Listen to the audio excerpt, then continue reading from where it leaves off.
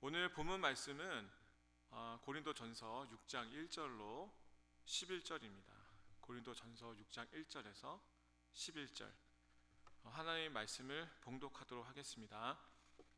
너희 중에 누가 다른 이와 더불어 다툼이 있는데 구태여 불의한 자들 앞에서 고발하고 성도 앞에서 하지 아니하느냐? 성도가 세상을 판단할 것을 너희가 알지 못하느냐? 세상도 너희에게 판단을 받겠거든 지극히 작은 일 판단하기를 감당하지 못하겠느냐? 우리가 천사를 판단할 것을 너희가 알지 못하느냐? 그러하거든 하물며 세상 일이랴. 그런즉 너희가 세상 사건이 있을 때에 교회에서 경히 여김을 받는 자들을 세우느냐? 내가 너희를 부끄럽게 하려 하여 이 말을 하노니 너희 가운데 그 형제간의 일을 판단할 만한 지혜 있는 자가 이같이 하나도 없느냐? 형제가 형제와 더불어 송사할 뿐더러 믿지 아니하는 자들 앞에서 하느냐?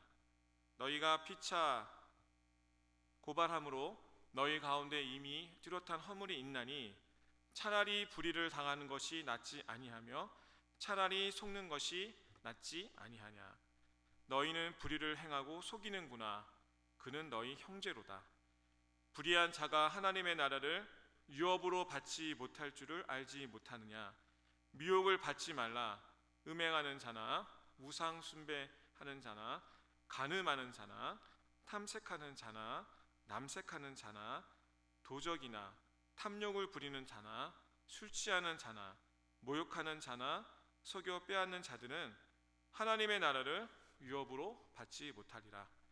너희 중에 이와 같은 자들이 있더니 주 예수 그리스도의 이름과 우리 하나님의 성령 안에서 씻음과 거룩함과 의롭다 하심을 받았느니라. 아멘. 할렐루야. 오늘 새벽에도 단잠을 깨우시고 이 자리에 함께 하신 여러분들을 또 축복합니다.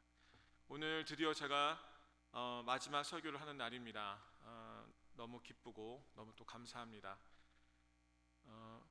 성경적으로 표현하면은 고난의 잔을 다 채운 그런 느낌, 더 정확히는 군대를 막 제대한 날 같습니다. 저는 아직도 제가 제대한 날짜를 기억하고 있습니다. 1994년 4월 4일. 제 얼굴을 보시면은 행복감이 넘쳐 보이지 않습니까? 오늘 본문 고린도전서 6장은 크게 두 부분으로 나눌 수 있습니다. 첫 번째 부분은 오늘 본문인 1절에서 11절로 교회 안에서 같은 지체끼리 소송을 하는 것에 대한 경고, 그리고 나머지 20절까지는 고린도 교회에 만연했던 음행에 대한 문제에 대한 경고로 나누어 볼 수 있습니다. 그 중에 오늘 본문인 1절부터 11절까지 중에서 1절부터 8절까지는 소송에 관한 것이 경고이고, 그 다음에 9절에서 11절에는 하나님 나라를 유업으로 받지 못하는 그런 사람들의 리스트가 나옵니다. 미국에 살면서 가장 쉽게 접할 수 있는 것 중 하나가 바로 소송입니다. 수한다고 보통 하시죠. 한 번도 겪지 않으셨다고 하시는 분도 있을지 모르지만 여러분들 교통사고 당하시면 우리가 굳이 소송하지 않아도 보험회사에서 알아서 소송해 줍니다. 서로 소송하고 디펜스하고. 아마 전 세계에 한 70에서 80%의 정도, 전 세계 소송의 70에서 80% 정도가 미국에서 벌어지고 있다고 합니다. 그 소송을 시작하는 사람, 원고라고 하죠. 플레인티프. 그 다음에 방어하는 사람, 피고, 디펜던트라고 합니다. 보통 보시면 원고 이름이 앞에 있습니다. 그래서 제가 러스쿨에서 커뮤니티 프로퍼티라는 클래스를 들었는데, 그거는 이제 부부 공동 재산이죠. 제일 먼저 했던 케이스가 C vs C입니다. 이 C라는 사람은 여러분 백화점 가시면 다 있죠. 그 시스캔디라고. 그 시스캔디의 아마 아들인지 손자인지 아마 그럴 겁니다. 그 남편이 첫 번째 그 플랜티프였고, 그 다음에 그 뒤에 있는 C는 그 와이프. C vs C. 그런 케이스가 생각나고요. 형사법에서는 제가 생각나는 거는 그 보통 형사법에서는 앞에 원고가 플레인티프가 스테이시됩니다. 스테이시나 가벌먼 엔터티인데, 그래서 제가 기억나는 것 중에 하나 애리조나 케이스였었는데, 애리조나 vs 미란다 여러분 다 아실 겁니다. 미란다 원칙, 그런 케이스가 생각납니다. 그러니까 본문을 읽으면서 한 가지 궁금한 점이 들었습니다. 여기서는 소송하지 말아라, 그러니까 송사를 하지 말아라, 이렇게 본문을 얼핏 보면 그렇게 이해가 되는데, 그렇다면 어떤 이상한 사람이, 교회 외부 사람이 말도 안 되는 건으로 우리 교회를 소송한다, 수한다, 그럼 여러분 어떻게 하시겠습니까? 여기 본문에 의하면 세상 법정에 가지 말아라 이렇게 되어 있는데, 그럼 우리는 그냥 멍하니 당하고 있어야 됩니까? 정답을 말씀드리면 당연히 부당한 것에 대해서는 맞서 싸워야 합니다. 잠언 18장 17절 말씀, 송사에 원고의 말이 바른 것 같으나 그 피고가 와서 밝히느니라. 재판을 합니다. 재판하면 보통 원고가 먼저 재판을 하죠. 수하죠. 그럼 피고가 와서 디펜스 해야 합니다. 만약에 소송이 지금 과정이 진행되고 있는데 디펜던트가 아무 반응을 안 한다, 그냥 무시하거나 그냥 가만히 있는다, 그렇다면 판사는 디폴 저지먼트라고 해가지고 원고가 원하는 대로 해줍니다. 세상의 법과 이 세상의 법정도 하나님께서 우리에게 허락하신 하나님의 통치 안에 있는 보호 장치입니다. 그러므로 만약 교회 밖에서 우리 교회 공동체를 향해서 법적으로 공격한다, 그러면 저희도 법의 테두리 안에서 지혜롭게 대처해야 할 것입니다. 하지만 오늘 본문을 주의 깊게 보시면 본문에서 말하는 그 소송, 이 수트는 교회 밖의 사람과 교회 안의 사람 간의 소송이 아니고 신자와 신자, 즉 교회 안에 있는 그 지체끼리 서로 싸우는 것에 대해서 말씀하고 있습니다. 1절에 너희 중에, 5절에 형제간 1, 또 6절에 형제가 형제로 더불어, 즉 교회 공동체 안에 있는 성도와 성도가, 또 신자가 신자를 고소하는 것을 말씀하고 있습니다. 여러분, 교회가 무엇입니까? 교회 공동체가 무엇입니까? 교회는, 교회의 머리는 예수님이요, 우리는 한 몸 한 지체입니다. 손이 실수했다고 발이 수한다고 생각해 보세요. 허리가 실수했다고 우리 코가 소송한다고 생각해 보세요. 우리 안에 어떤 일이 벌어지겠습니까? 집사 A가 집사 B를 수하고, 장로 A가 장로 B를 수하고, 구역 안에서 구역원들끼리 서로 수하고 이렇게 된다면 이 교회가 어떻게 되겠습니까? 당연히 공동체 하나 되면 깨어집니다. 교회 공동체로 모인 성도는 예수님의 핏값으로 사신 이 교회 공동체를 지켜야 할 의무가 있습니다. 따라서 교회를 어지럽게 하고 교회 공동체를 나누게 하는 것은 이 자체가 아주 큰 제약이고 아주 큰 불의입니다. 8절 보시겠습니다. 너희는 불의를 행하고 속이는구나. 그는 너희 형제로다.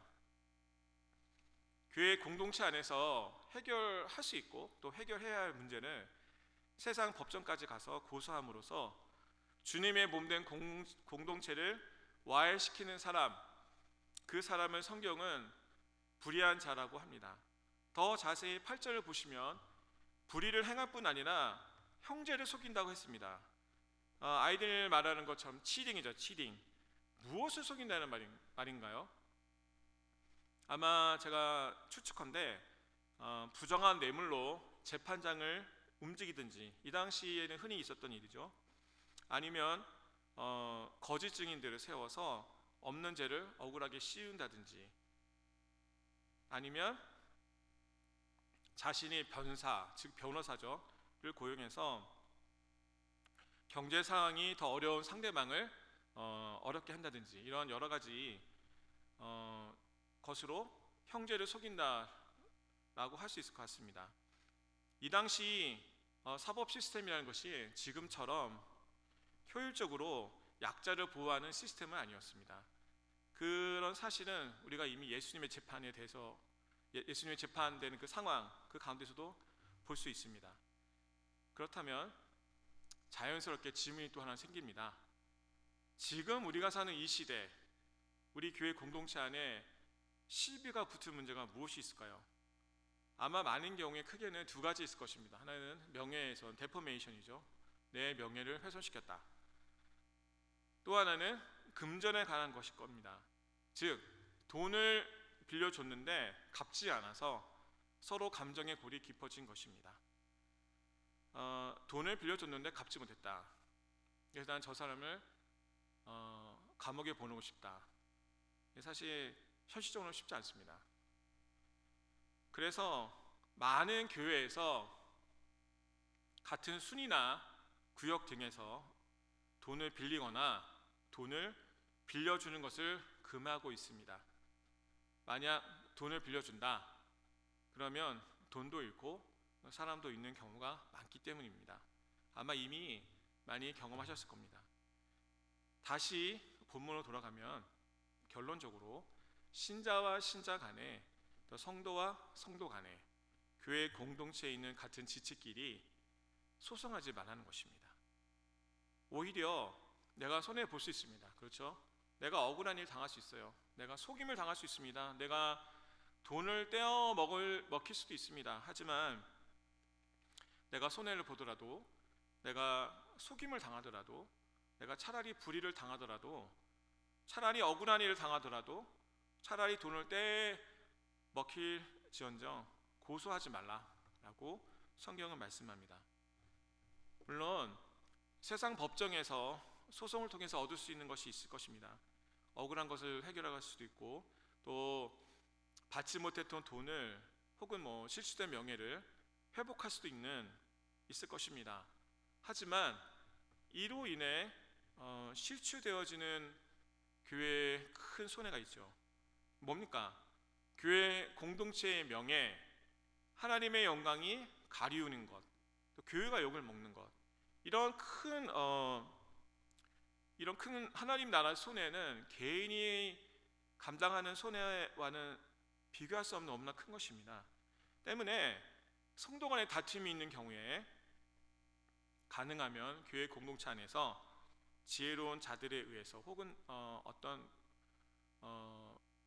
그런 회의 단체 그런 것을 통해서 지혜롭고 평화롭게 해결하라는 하나님의 메시지인 것입니다. 하지만 이런 경고의 메시지에도 불구하고 같은 교회 공동체 안에 있는 형제를 소송하고 교회 공동체를 어지럽히는 사람들이 있습니다. 우리 주변에 이민교회 많이 볼 수 있습니다. 그러면 그 사람은 어떻게 되느냐? 결국 하나님의 나라를 유업으로 받지 못합니다. 9절입니다.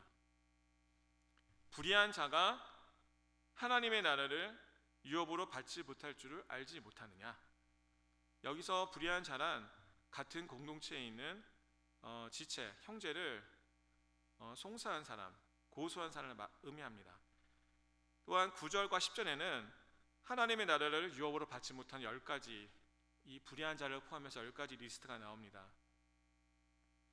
음행하는 자나 우상숭배하는 자나 간음하는 자나 탐색하는 자나 남색하는 자나 도적이나 탐욕을 부리는 자나 술 취하는 자나 모욕하는 자나 속여 빼앗는 자들은 하나님의 나라를 유업으로 받지 못하리라. 이 말씀을 쉬운 성경 버전 다시 한번 또 읽어보겠습니다. 음행하는 사람이나 우상 숭배하는 사람이나 간음하는 사람이나 남자로서 몸을 파는 사람이나 동성연애를 하는 사람이나 도적질하는 사람이나 탐욕이 가득한 사람이나 술에 젖어 사는 사람이나 모함하는 사람이나 약탈하는 자들은 하나님의 나라를 기업으로 상속받지 못할 것입니다. 여기에 무슨 해석을 더하겠습니까? 이 말씀 그대로입니다. 저와 여러분은 정말 두렵고 떨림으로 이러한 죄의 자리에 있지 않기를 기도합니다. 또한 혹시 이 말씀을 듣는 분들 중에 이러한 죄의 자리에 있다면 속히 그 자리를 피하시고 주님께 돌아오셔야 합니다. 어떤 분들은 애써 이러한 하나님의 경고의 말씀을 가볍게 듣습니다. 이런 죄가 있어도, 양심의 찔림이 있어도, 아이, 그냥 죽기 전에 회개하면 회개해서 돌아오면 되지 라고 말을 합니다. 아직은 세상의 쾌락과 또 죄악의 달콤함을 결코 포기할 수 없다. 내가 죽기 전에, 얼마 전에 내가 하나님께 돌아가겠다 라고 합니다. 이게 맞는 말인가요? 결단코 아닙니다. 만약에 하나님께서 에서의 케이스와 같이 회개할 수 있는 기회를 주시지 않는다, 그럼 어떻게 하시겠습니까? 에서는 하나님의 축복, 장자의 명분을 팥죽 한 그릇 음식으로 바꾸어 버린 하나님의 축복을 멸시한 그런 사람으로 눈물까지 흘렸으나, 그 팥죽 사건 이외에 아버지에게 축복을 받기 위해서 눈물까지 흘렸으나 버림바가 되어 회개할 기회를 얻지 못했다. 히브리서 12장 17절 말씀, 너희가 아는 바와 같이 그가 그 후에 축복을 이어받으려고 눈물을 흘리며 구하되 버림바가 되어 회개할 기회를 얻지 못하였느니라. 여러분, 모든 만물의 모든 것이 다 때가 있습니다. 사랑할 때가 있고 미워할 때가 있고 돌을 던질 때가 있고 들고 있는 돌을 내려놓을 때가 있습니다. 회개는 회개할 때가 있는 것입니다. 회개는 회개할 수 있는 시간이 주어졌을 때 반드시 해야 합니다. 그리고 회개는 단순한 뉘우침이나 제 고백 수준이 아닙니다. 고백이라는 건 컨페션이죠. 회개는 리펜턴스입니다. 죄의 길, 죄의 행동이 있다면 그것에서 돌이켜 하나님이 원하시는 길로 방향을 바꿔가는 것이 바로 참된 회개입니다. 예를 한번 들어보겠습니다. 여러분 잘 아시는 세례 요한, 누가복음에 나오죠. 회개하라, 천국에 가까웠느니라. 이 설교는 세례 요한의 첫 번째 설교요, 또 예수님의 또 첫 번째 설교이기도 합니다. 회개하라, 천국에 가까웠느니라. 그러면서 세례 요한 또 같이 말씀합니다. 회개에 합당한 열매를 맺으라. 이게 무슨 말입니까? 회개에는 열매가 있어야 됩니다. 이미 도끼가 나무 뿌리에 놓였으니 좋은 열매 맺지 아니하는 나무마다 찍혀 불에 던지우리라. 누가복음 3장 9절입니다. 이 설교를 듣고 사람들이 묻습니다. 또 대답합니다. 두려움에 차서, 그러면 우리가 무엇을 해야 됩니까? What shall we do? What shall we do? 우리가 무엇을 도대체 해야 합니까? 여러분이 만약 세례 요한이라면 이 분들에 대해서 어떻게 얘기하시겠습니까? 무엇이 회개에 합당한 열매요? 회개에 합당한 행위입니까? 지금까지 해왔던 제 습관, 제약의 행동을 바꾸어야 합니다. 세례 요한은 단지 죄를 컴패션만 하라고 하지 않습니다. 세리, 텍스 컬렉터에 대해서는 더 이상 높은 이자로 세금을 강탈하지 말라라고 말씀하십니다. 로마군인들에게는 뭐라고 말씀하시죠? 강제로 사람들에게 돈을 뺏지 말아라. 거짓으로 고발하지 말아라. 그리고 받는 돈, 받는 샐러리, 받는 임금, 받는 웨이지 만족하게 생각하라. 정말 진정으로 회개한다면 우리의 깊은 마음속으로부터 시작된 진정한 회개는 우리의 삶을 변화시키고 우리의 행동을 변화시킵니다. 사도 바울이 이런 말을 했습니다. 나는 날마다 죽노라. I die daily. 나는 날마다 죽노라. 그렇습니다. 우리의 육과 정을 우리는 십자가에 매일매일 못 박아야 합니다. 그리고 예수님을 따라가야 합니다. 이것이 예수님의 제자로서의 삶을 사는 저와 여러분들의 운명이요, 우리 반드시 따라가야 십자가의 길이요, 좁지만 생명의 길입니다. 오늘 고린도전서 본문을 말고 또 갈라디아서 5장에서도 사도 바울은 하나님의 나라를 유업으로 받지 못하는 그 사람들에 대해서 경고를 또 합니다. 여러분 다 잘 아시는 갈라디아서 5장 말씀, 5장 22절 23절, 이게 무슨 말씀이죠? 이게 성령의 9가지 열매가 나옵니다. 성령의 9가지 열매 무엇이 있습니까? 사랑과 희락과 화평과 오래 참음과 자비와 양성과 충성과 온유와 절제입니다. 성령님이 우리 안에 계신다. 포도나무는 포도나무 열리는 것이고 사과나무는 사과나무가 열리는 것이고 성령님이 우리 안에 계시면 우리는 당연히 성령의 열매가 있습니다. 그렇죠? 그것은 바로 아까 말씀드린 사랑, 희락, 화평, 오래 참음, 자비, 양성, 충성, 온유, 절제. 이러한 열매들이 지금 내 삶에 맺혀져 가고 있는가 살펴보아야 합니다. 새벽기도 좋지요. 새벽기도 나서 수십 년 기도하신 권사님 좋지요. 근데 이런 열매가 없다? 다시 한번 생각해 보셔야 됩니다. 내가 무엇을 기도하고 있는 것인가? 내 삶에 이런 성령의 9가지 열매가 없다. 정말 근심하면서 제 삶을 돌아보아야 합니다. 근데 이 성령의 열매와는 대비적으로 육체의 열매가 나옵니다. 아까 말씀드렸던 5장 22, 23절 그 전에 5장 19절부터 21절까지 그 말씀입니다. 육체의 일은 현저하니 곧 음행과 더러운 것과 호색과 우상 숭배와 주술과 원수를 맺는 것과 분쟁과 시기와 분냄과 당짓는 것과 분열함과 이단과 투기와 술 취함과 방탕함과 또 그와 같은 것들이라. 전에 너희에게 경계한 것 같이 경계하노니 이런 일을 하는 자들은 하나님의 나라를 유업으로 받지 못할 것이요. 제가 이 말씀을 쉬운 성경으로 다시 한번 읽겠습니다.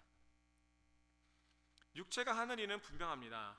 곧 음행과 더러움과 음란과 우상 섬기기와 마술과 미움과 다툼과 질투와 화내기와 이기심과 같은 편가르기와 분열과 시기와 술 취하기와 흥청거리는 잔치와 같은 것들입니다.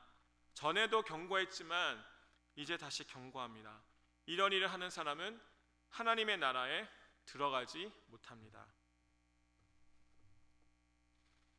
다시 오늘 본문에 돌아오면 같은 지체를 소송하는 불의한 자는 하나님의 나라를 유업으로 받지 못한다고 아주 확실하게 클리어하게 여기서 말씀하고 계신데요. 그러면 그 불의한 자가 왜 하나님 나라를 유업으로 받지 못하는지에 대해서 지금 방금 읽은 갈라디아서 5장 20절에서 말씀해 주시고 계십니다. 그게 무엇입니까? 바로 원수 맺는 것, 분쟁과 시기와 분냄, 즉 미움과 다툼을 의미합니다. 그리고 당짓기. 이 모든 것이 교회 안에 소송전이 생긴다. 누가 누구를 수한다. 그러면 이 교회 안에 지체와 그 형제들 중에 당연히 벌어지지 않겠습니까? 여러분, 소송하면 원수가 됩니다. 그 여러 가지 법이 있지만 특별히 이제 이혼을 하시는 그 변호사님들 중에 보면 그 사무실 가면 어떤 변호사님은 그 은행에 가면 텔러들 앞에 그 방탄유리 있지 않습니까? 그 두꺼운 플라스틱 같은 그 유리들이 그 변호사 사무실에 있는 것입니다. 왜 그럴까요? 자기가 평생 모은 재산을 숨겨놨는데 그걸 다 찾아가지고 나누려고 하니까 이 남편들이 거룩한 분노가 일어나는 것입니다. 총을 들고 가는 것입니다. 한 번은 예전에 봤던 뉴스인데 그 벤나이스에 있는 법정 앞에서 이제 이혼 소송이 벌어지고 남자가 대머리였었는데 그 키가 작고 대머리인 분인데 그분이 이제 졌나 봐요. 어쨌든 자기 재산을 많이 뺏게 되니까 이제 화가 나셨나 봐요. 그래서 자기 이제 그 주머니에는 권총을 갖고 그 계단 그 법원 나와서 이제 상대방 변호사한테 총질하는 것을 제가 본 적이 있습니다. 그 사실 그 하기 전에 그 잔디밭에서 다른 그 어떤 기자가 카메라로 어떤 분 인터뷰하고 있었는데 총 쏘게 나니까 갑자기 카메라 휙 돌려가지고 그 상황을 찍은 것이죠. 근데 다행히 변호사는 뭐 이렇게 나무 뒤에 숨어서 이렇게 총 맞지는 않았습니다. 그런 것입니다. 소송하면 원수가 됩니다. 소송하면 사랑이 생길까요? 아니죠. 미움이 생기고 당연히 다툼이 생깁니다. 소송하면 뭐가 생기나요? 당연히 내 편, 네 편 가르죠. 어디서요? 바로 예수님의 몸이 이 교회 공동체 안에서 말입니다. 하나님의 나라를 유업으로 받는다. 이것은 하나님의 나라에 들어간다는 의미입니다. 많은 분들이 이 하나님의 나라에 대해서 오해하시는 분들이 있습니다. 하나님의 나라는 어떤 공간적인 의미, 그러니까 어디 우주에 어디 있다, 그리고 우리가 죽어서야만 간다, 그런 공간으로 인식하시는 분이 종종 있습니다. 하지만 하나님의 나라는 어떤 공간적인 개념이 아닙니다. 통치의 개념입니다. 즉 하나님이 통치하시는 그 영역 자체가 하나님의 나라인 것입니다. 만약 여러분의 마음을 지금 하나님께 터치하시고 하나님이 그 마음을 통치하신다, 그러면 여러분의 그 마음이 이미 하나님의 나라가 임한 것입니다. 로마서 14장 17절 보시면 하나님의 나라는 먹고 마시는 것이 아니라 성령 안에 있는 의와 평강과 희락이라. 물론 완전한 하나님의 나라는 예수님이 이 땅에 재림하실 때에 완벽하게 이루어질 것입니다. 하지만 지금 이 순간도 우리는 예수님이 우리 마음에 계시다면, 예수님이 우리 마음을 통치하신다면, 여러분 우리는 이미 천국을 경험하고 있고 하나님의 나라를 경험하고 있는 것입니다. 하나님의 나라인 의로움과 평강과 희락이 내 영과 내 마음과 생각을 지배하고 있는 것입니다. 그냥 단지 여러분 우리 마음에 있는 우리 마음에 의자가 있다 한다면 그 의자에 내 자신, 에고를 내려놓고 그 자리에다가 예수 그리스도를 내 마음의 왕자를 들여드리면 됩니다. 그러면 예수님이 우리를 인도하시고 통치하실 때 우리는 하나님의 나라를 경험하고 있는 것입니다. 성령 안에서 의와 평강과 희락을 경험하고 있을 것이고 여러분의 삶에 이것들이 차고 넘칠 것입니다. 왜냐하면 이미 하나님의 나라가 여러분 가운데 우리 삶에 임했기 때문입니다. 말씀을 맺습니다. 성령의 열매로 말씀을 맺고 싶습니다. 단순히 하나님의 나라를 유혹 받는다, 받지 않는다, 이런 카테고리로 우리 카테고리에 있고 싶지 않아서가 아닙니다. 성령님의 내재로 우리의 삶이 아름다운 성령의 열매를 맺을 때에 예수님이 내 안에, 내가 예수님 안에 거하기 때문입니다. 9가지 열매가 무엇이지요? 사랑과 희락과 화평, 오래 참음, 자비, 양성, 온유, 충성, 절제. 저는 여러분께 말씀드리고 싶습니다. 오늘 여러분이 아침부터 시작한 이 하루 가운데 이 9가지 열매 중에서 어떤 열매를 맺기를 원하십니까? 저는 특별히 제일 처음에 있는 사랑의 열매를 강조하고 싶습니다. 사랑이 있다? 여러분 그러면 마음에 희락, 기쁨이 있지 않겠습니까? 어떤 우리나 교회나 예수님에 대해서 당연히 충성할 것이고 오래 참겠죠. 그리고 사랑이 있다면 당연히 피스가 있죠. 사랑이 있다면 당연히 선을 행하겠죠. 온유하겠죠. 오래 참겠죠. 또 절제할 수도 있습니다. 고린도전서 13장은 사랑의 장이지요. 그 2절에 보시면 내가 예언하는 모든 능이 있어 모든 비밀과 모든 지식을 알고 또 산을 옮길 만한 모든 믿음이 있을지라도 뭐가 없으면, 사랑이 없으면 내가 아무것도 아니요. 참 귀한 말씀입니다. 근데 5절에 보시면 이 말씀이 있습니다. 무례를 행치 아니하며. 네, 그렇습니다. 사랑이라는 것은 무례를 행치 아니하는 것입니다. 또 오늘 하루가 시작되었습니다. 여러분, 내 남편에게 무례를 행하십니까? 아니면 내 아내에게 무례를 행하십니까? 내 자식, 아들과 딸에게, 아니 내 형제에게, 혹은 내 직장 동료에게, 아니면 우리 교회 공동체 형제 자매들에게 무례를 행하지 않으시고 예의를 다하는 하루가 되기를 기도합니다. 그래서 오늘 하루가 성령님의 열매 중에 사랑의 열매, 이 열매가 우리 삶 가운데 가득하게 맺혀지기를 기도하고 축원합니다. 다 같이 기도하시겠습니다.